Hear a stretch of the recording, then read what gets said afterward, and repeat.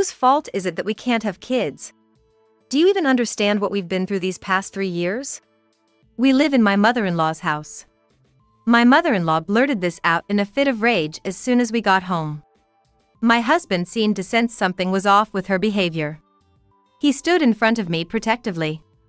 I had married the man I loved, and it's been 3 years since we started living with his parents. Every day, I endured my mother-in-law's sarcasm. Because we didn't have children. I do want kids someday. But I know it's tough to balance work and raising a child. My mother-in-law, however, disregarded these complex issues and blamed me relentlessly. I've been tolerating her relentless criticism and her intrusive nature. But it seemed I had finally reached my breaking point. One day, I came home to find my room completely empty. My clothes, bags, furniture like my bed, and even the book I was reading, everything had vanished. Shocked, I was at a loss for words. My husband frantically searched and found everything stuffed in bags and dumped at a nearby garbage disposal site.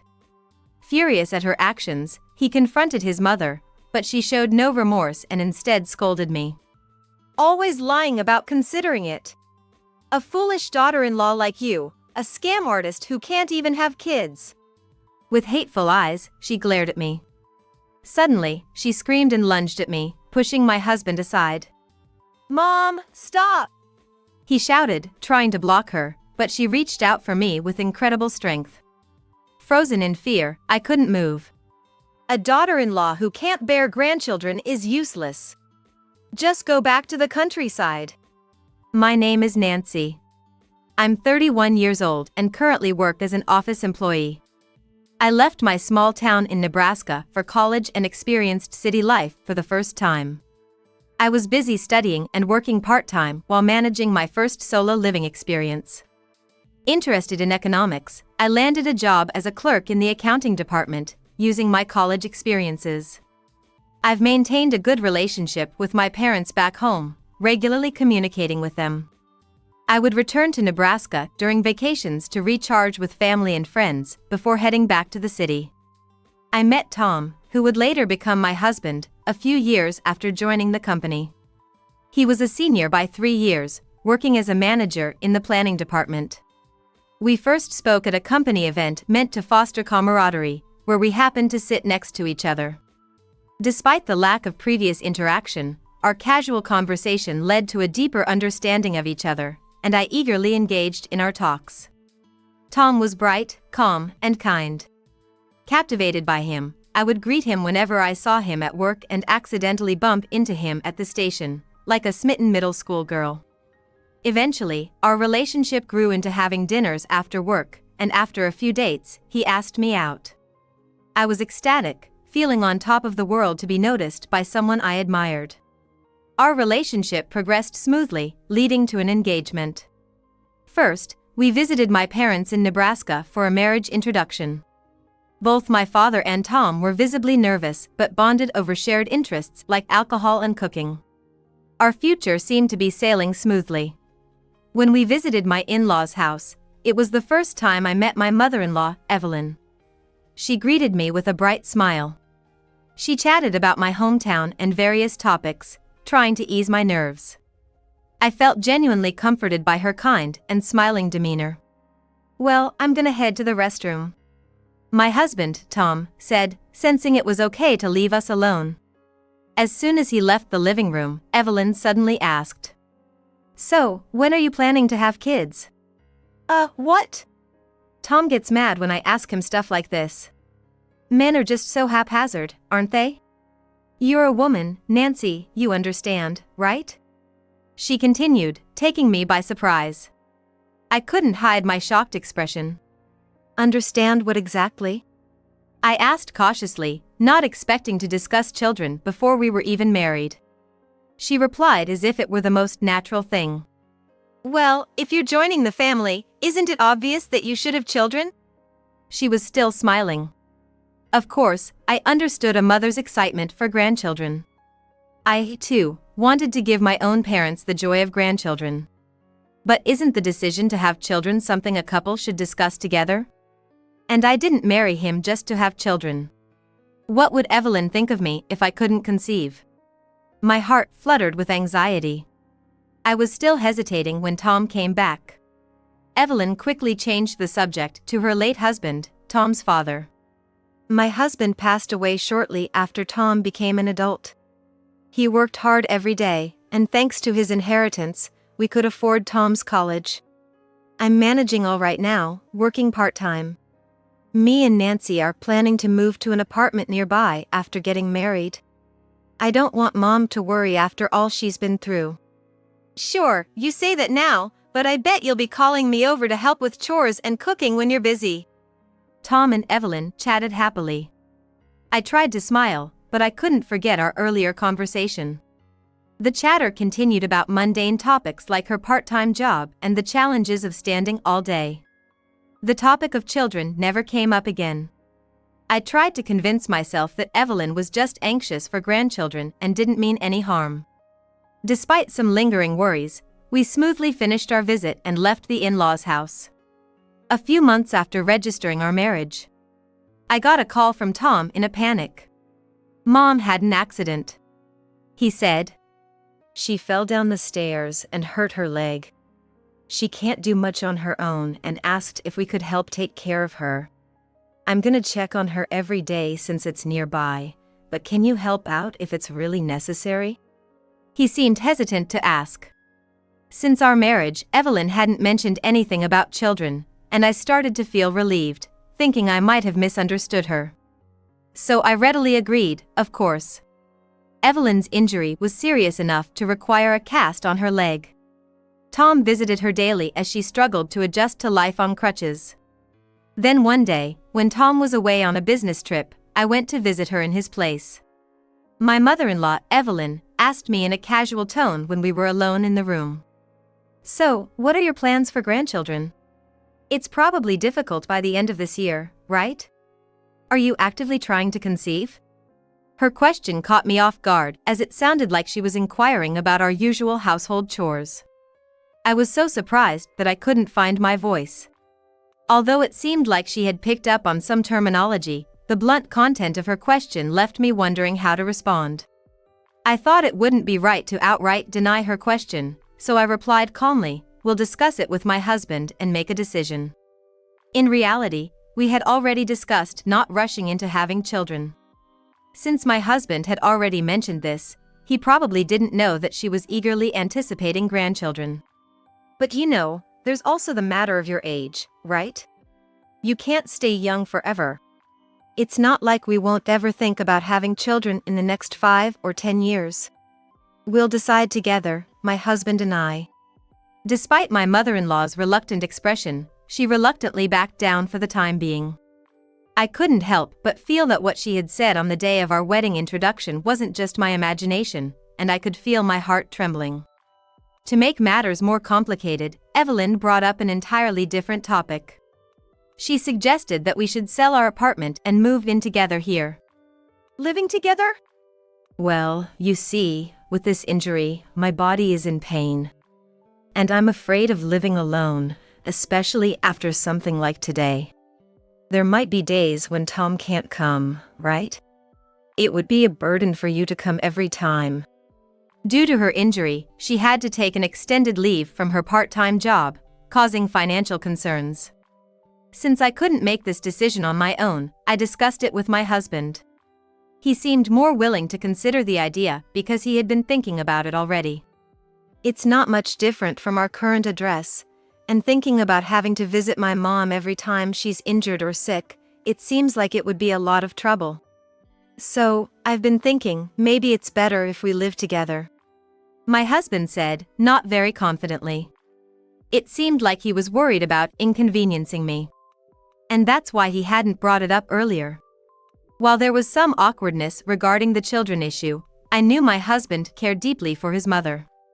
Besides the words, there hadn't been any significant actions directed at me, so I couldn't strongly object. In the end, we decided to sell our apartment and move in with Evelyn. Since both my husband and I had jobs, we would go to work during the day, leaving Evelyn alone. However, my husband, who was busy with frequent business trips, and I, who worked as an office clerk, had irregular return times. But as time went on, things changed. When my husband wasn't around, Evelyn began targeting me with her remarks. Always about having children. She discussed our future plans, the risks of having a child at an older age, and even handed me brochures that seemed to be from a gynecologist's office. As you get older, your physical strength declines, so it's better to have a child soon. To avoid regrets.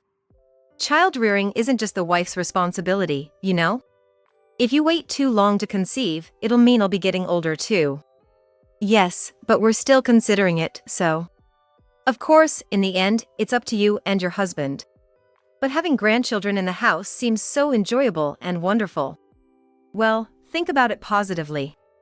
Even though her words felt like pricks from needles, I had to hold back and respond with a forced yes, we'll discuss it. Since I was living in my in-laws' house, I couldn't risk being kicked out. I did consider discussing it with my husband at one point, but it happened to be a time when he was in the midst of discussions about a promotion. I didn't want to add to his worries while he was busy with work, so I ended up keeping it to myself and dealing with it alone. Gradually, Evelyn's leg fully healed. But I had already been thinking about how I wanted to stop living together. I secretly started looking for apartments nearby and considered if there was a way to leave my in-laws' house. However, within a few days, Evelyn announced that she had injured her arm this time. She explained that she had been working at her part-time job, and some items fell on her, and she had to put her hand in harm's way. My workplace called me, and I had to go to the hospital with her and handle all the paperwork. When we returned home, my husband, who had been worried and waiting for us, was there to greet us. As soon as she saw Tom, she clung to him, almost in tears.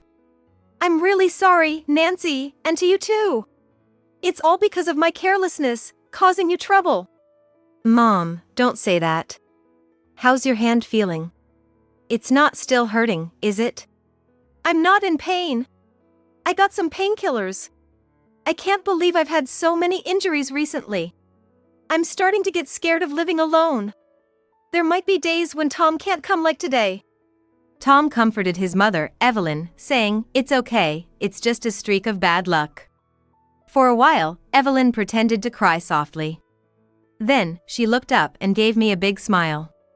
"I'm really glad we're living together. I'm sorry for being such a burden. I'll try to help around the house as much as I can, but it's tough with one hand. Nancy, please don't be mad, okay?" "No, it's okay. I'm just glad your injury isn't serious." I managed to respond, though I suspected Evelyn didn't feel sorry at all.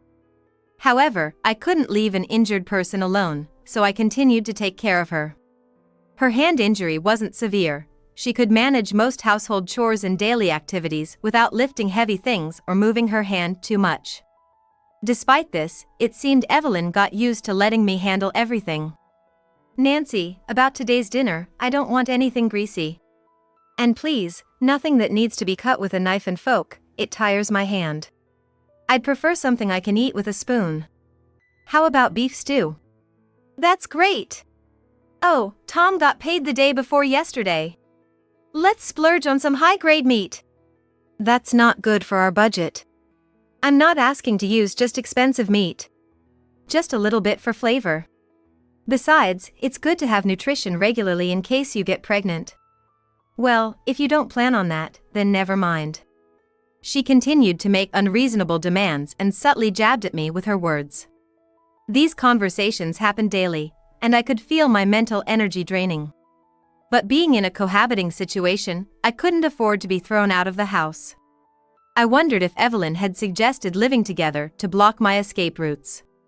Such a terrifying thought made me shake it off repeatedly. Despite our strained mother-in-law and daughter-in-law relationship, I decided to endure at least until her injury healed. And so, I stayed silent, not wanting to cause any trouble. 3 years passed since our marriage. Even after her arm healed, Evelyn kept saying, "The pain is still there. I can't even carry shopping bags from the supermarket." And she began to slack off on chores she initially helped with. Yet, she complained about the cleaning and cooking I did and rushed me about having children, maintaining a cold attitude towards me. Tom seemed completely unaware of these conversations, as Evelyn never mentioned them to him. I couldn't break our cohabitation at the in-laws' house, and my stress kept piling up. However, I became immune to her snide remarks and adept at dodging her probing questions. Evelyn must have been frustrated with my attitude. One day, an incident happened that clearly showed her growing discontent. When we returned home from work, Tom and I were shocked to find the house drastically changed. My belongings from the second-floor room, clothes, bags, furniture like my bed, and books had all vanished.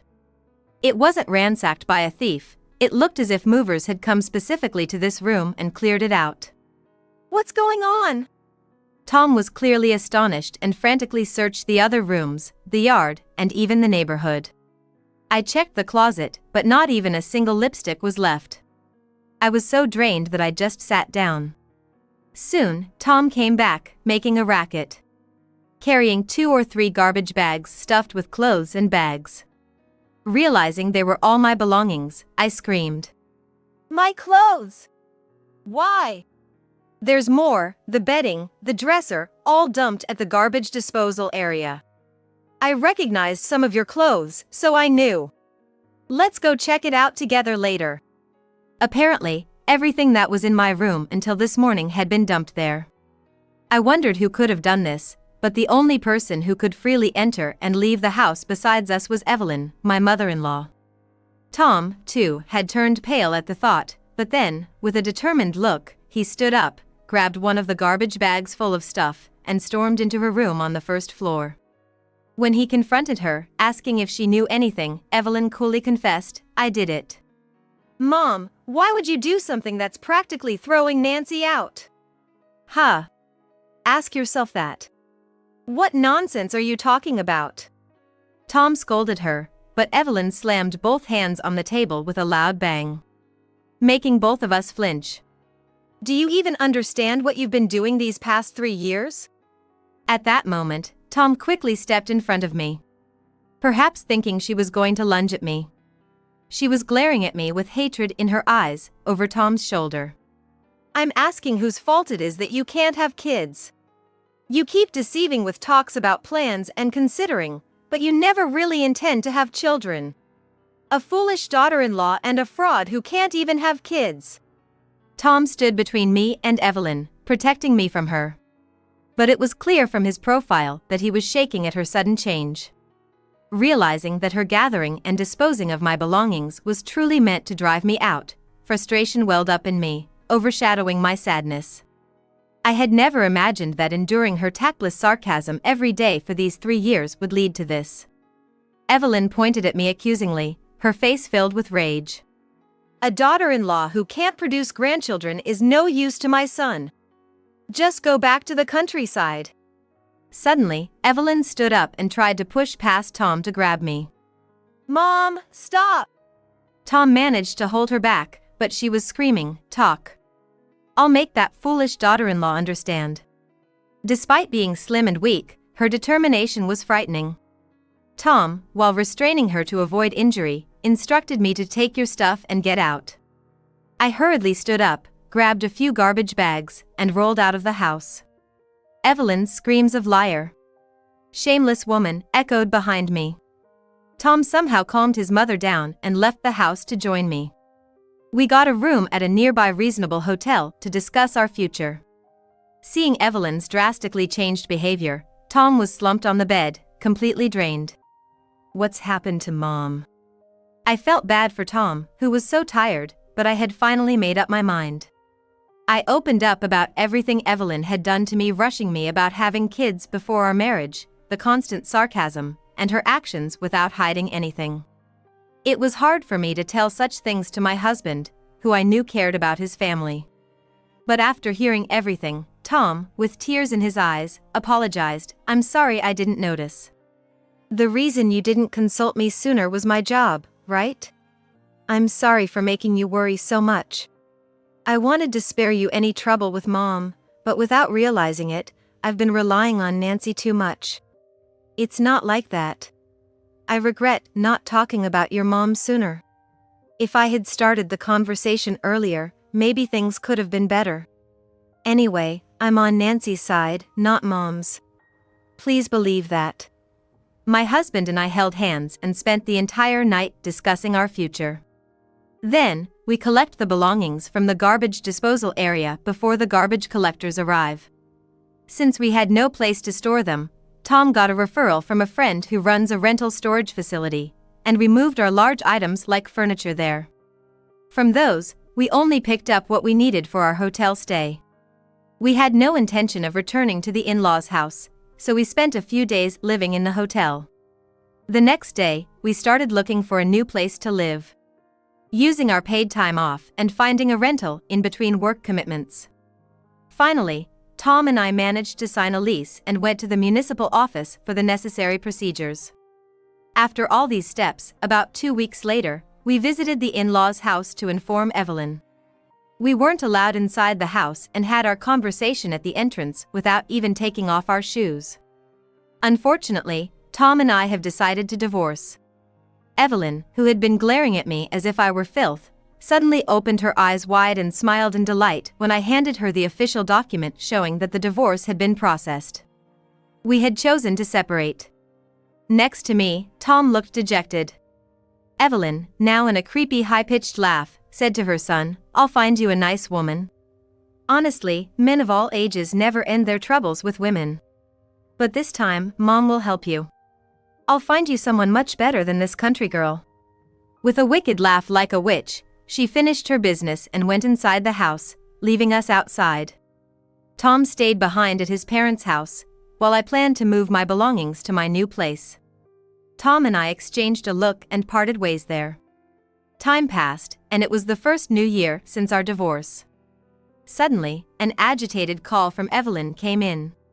What's the meaning of this postcard? It's a New Year's card. A New Year's card? It says you had a baby. What's going on? Evelyn was flustered, lacking even the usual New Year's greetings. Over the phone, she ranted rapidly before screeching.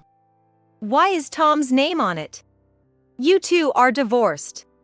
The New Year's card sent to the in-laws' house had a picture. A couple holding a baby wrapped in a blanket. Of course, I was the one holding the baby, and standing next to me was my husband, Tom. Since the names on the card were ours, it was clear that the man next to me was not someone who just resembled Evelyn's son. From her perspective, the son and daughter-in-law she thought were divorced were living together, and the daughter-in-law she believed to be infertile had a child, a completely baffling situation. Soon after the supposed divorce, Tom had told her he was going on a solo assignment. The plan was to divert Evelyn's attention a bit longer, but he couldn't stand her daily matchmaking attempts and left, saying he'd marry a younger woman once his work settled. Surprisingly, she was convinced by that. The solo assignment was a lie. Tom was actually moving into my new place. We had found a spacious family-type home to live together as a family, and I had already furnished it before he joined. So, we quickly returned to our normal life, like our early days of marriage, without Evelyn. Then, Tom married into my family, as it were, and we remarried. Hence, the New Year's card bore my maiden name. The address was my parents' house, which I had discussed and agreed upon with them. We had no intention of disclosing our real address. The baby I was holding was indeed our beloved daughter. Just before Evelyn, my mother-in-law, drove me out, I was feeling unwell and went to the doctor, where it was discovered I was pregnant. Tom had suggested, maybe it's time we start thinking about having a child. And fortunately, we were successful. After sharing the joyous news with Tom, he proposed. We should tell Mom too. It's her first grandchild, she'll be so happy. At that time, Tom was still unaware of Evelyn's true nature. I couldn't help but look worried and quickly told him I wanted to tell her myself. However, right after that, the incident of being driven out of the in-laws' house occurred, and I lost the chance to tell her. Tom was so protective of me because I was pregnant. Feeling frightened by Evelyn's drastic change, we decided not to inform her of the pregnancy, thinking about the safety of me and our child. Furthermore, a shocking truth was revealed when we checked the belongings Evelyn had tried to discard. Among my personal items, There were a few smaller high-end bags and pieces of jewelry, luxury items for special occasions. All these valuable items were missing from the trash. Suspicious, we inquired at nearby recycling shops and found out that all the high-end items had been sold for cash. Evelyn hadn't just thrown away my belongings. She had selectively taken the expensive items and pocketed the money from their sale. Tom was utterly disillusioned with her greediness. We need to show her a tough lesson. We decided, keeping everything to ourselves and resolving to cut ties with her. Afterward, we arranged for an apartment, went through the divorce proceedings. All the while, Evelyn was completely deceived, unaware of the truth until today. Surprisingly, when she heard, she clapped her hands and rejoiced. Evelyn, who had driven me out in her desire for a grandchild, seemed to forget years of terrible treatment and urged me, "Come back home. Being a son-in-law is okay, it's still my grandchild after all." "I'm sorry, but we have no intention of letting you meet our child. We just wanted to let you know that the baby was born safely, so please don't contact us anymore." What nonsense are you talking about? Come and show your face, won't you? Tom is there, right? Evelyn started shouting on the phone. When Tom came to the phone, Evelyn's attitude changed completely, trying to sweet-talk him. "Nancy is being terrible, isn't she? Misunderstandings between mother-in-law and daughter-in-law happen in every family. I'm saying I forgive her, so bring the grandchild and come back home soon. I've hurt my back now and can't move." However, Tom wasn't fooled and responded flatly, "Huh. You said your arm was hurting till just before the divorce because of the injury, but you could carry a heavy dresser downstairs and to the garbage disposal area, so a little back pain shouldn't be a problem, right?" His cold retort silenced Evelyn. He continued, "We know you've been lying a lot. I can't trust you anymore. I don't want to see you or meet you. We've moved far away. Please don't try to find us.